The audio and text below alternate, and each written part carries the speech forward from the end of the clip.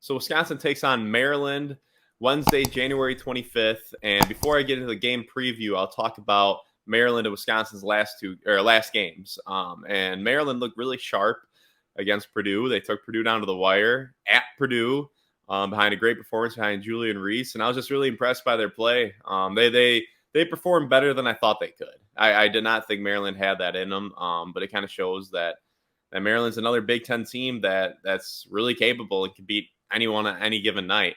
What I wonder about is, will they be a little deflated after they gave such a great effort and came up just a little bit short in their last game, and then they beat Michigan in the game before that, and they were all fired up for that game. So I just wonder, is there a chance that Maryland, they're all geared up for these last two games, will they maybe come out a little flat tonight against Wisconsin? And then for Wisconsin against Northwestern, they played fine the second half, of the majority of the second half. The first half, Northwestern D'd them up. Super impressed by how physical they played, how well they doubled the post. Wisconsin really struggled with them doubling the post. I think Wahl just had like 2 points. It was like right away in the game, like an 18-foot pull up, and then Crowell didn't do much in the first half. But yeah, Northwestern played great defense. I haven't seen a team D up Wisconsin that well this entire season, so credit to Northwestern. And then in crunch time, Northwestern thoroughly outplayed the Badgers. Wisconsin could not stop them, and then it seemed like Wisconsin couldn't really score. Chucky took some ill-advised shots, particularly when Wahl had, I think it's with a few minutes left, Wahl had his man one-on-one isolated on the right wing. Gard called a timeout. I think it was about 12 seconds on the shot clock.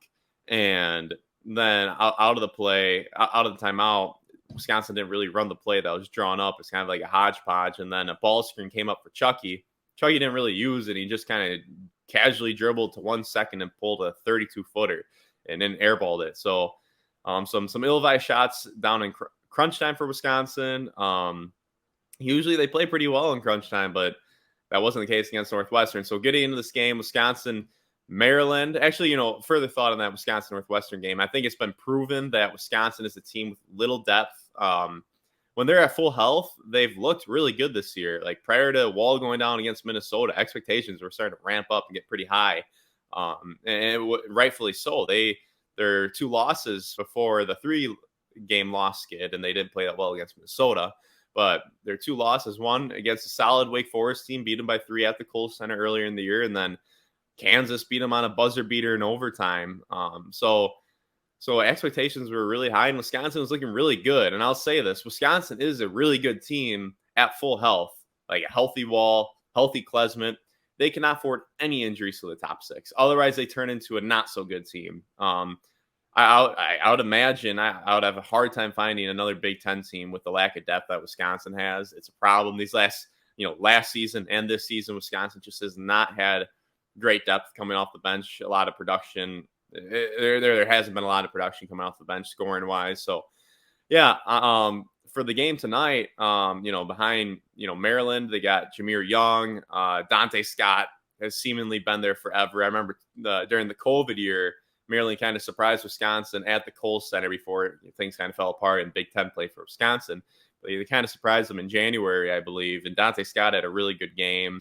Yeah, Dante Scott, solid, versatile big who can put the ball on the floor. He can drop some dimes. He'll block some shots.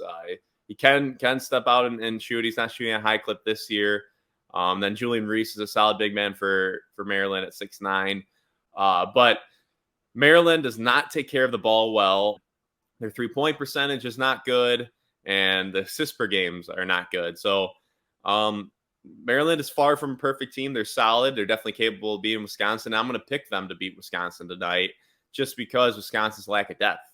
At full health, Wisconsin is good, but they don't have the horses if anybody goes down this year. So Wisconsin just needs to get healthy and hope that come March, everyone's ready to roll. But yeah, that's my prediction. If this is your first time on one of my videos, make sure to like and subscribe for more college basketball content. And I will be back tonight doing a recap of tonight's game. So thank you very much for making it to the end of the video.